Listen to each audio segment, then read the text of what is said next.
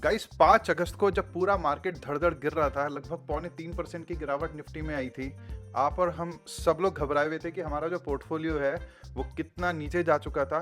कुछ फंड्स ऐसे भी थे, जिन्होंने इन्वेस्टर्स की धड़कन को सँभाल के रखा। कुछ ऐसे फंड्स जो केवल 1% या उससे भी कम गिरे। गाइस, आज हम उन ओवरलुक्ड फंड्स के बारे में बात करेंगे, जिससे आप ये समझ पाओगे कि कैसे अपने पोर्टफोलियो को बैलेंस रखना बहुत ज़्यादा ज़रूरी है। सिर्फ large cap, mid cap, small cap की अभी तक जो बातें हो रही थी, अब थोड़ा सा ध्यान इन म्यूचुअल फंड्स ने भी अपनी तरफ खींचा है। सो गाइस, वीडियो को ज़्यादा लंबा ना करते हुए सबसे पहले मैं आपको उन फंड्स के नाम रिवील करूंगा, बट उनकी फंड्स की जो परफॉर्मेंस है वो मैं चाहता हूं कि आप लोग खुद रिसर्च करें और कमेंट सेक्शन में आके बताएं कि 2 अगस्त को उनकी एनएवी कितनी थी और 5 अगस्त को उनकी एनएवी कितनी थी। इतनी सी छोटी सी एक्सरसाइज अगर आप करते हो तो आप अपने लिए, खुद के लिए भी काफ़ी कुछ सीखोगे।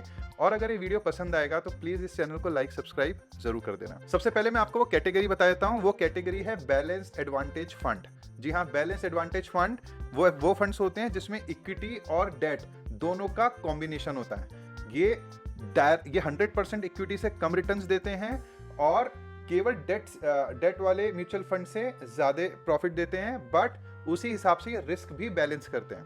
सो गाइस, जैसा कि इन्होंने अपनी वर्थ को रिटर्न्स और स्टेबिलिटी देकर के अभी प्रूव किया है, सो आइए हम लोग वो चीज़ देख लेते हैं। सबसे पहला फंड है ICICI prudential balance advantage fund. इस फंड ने, जैसे कि आप अपनी स्क्रीन पे देख सकते हैं, पिछले 1 साल में दिए हैं करीब 22% के रिटर्न्स।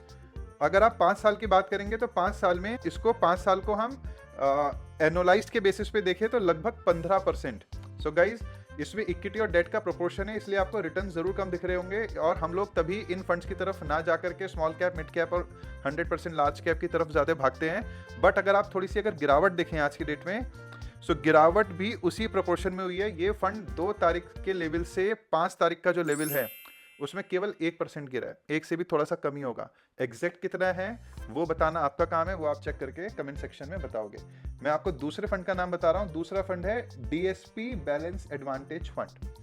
सो डीएसपी का भी एक बैलेंस एडवांटेज फंड है। इसका भी अगर आप डायरेक्ट प्लान देखेंगे तो इसकी भी परफॉर्मेंस आपको सेम मिलेगी।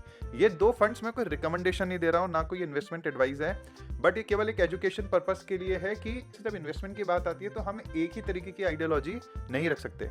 ना हम केवल डेट कर सकते हैं, डेट में इन्वेस्ट कर सकते हैं, ना केवल हम इक्विटी में इन्वेस्ट कर सकते हैं, ना सारा पैसा गोल्ड में, ना एफडी में। अपने पोर्टफोलियो को बैलेंस बनाना बहुत ज़्यादा जरूरी है। सो गोल्ड की अपनी अलग वैल्यू है, थोड़े बहुत एफडी में अगर आपने लिक्विड रखा है उसकी एक अलग वैल्यू है।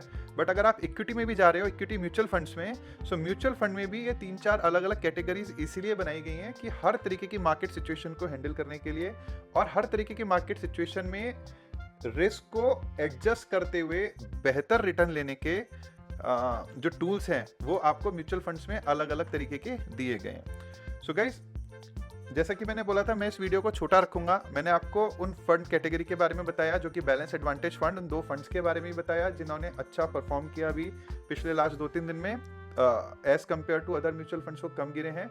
सो इन म्यूचुअल फंड्स को जरूर स्टडी कीजिएगा और अपने इन्वेस्टमेंट एडवाइजर से जरूर सलाह लीजिएगा अगर आप इसमें इन्वेस्ट करना चाहते हैं। और प्लीज़ इस वीडियो को लाइक, सब्सक्राइब जरूर कर दीजिएगा। मैं आपके कमेंट्स का भी वेट करूंगा। Thank you.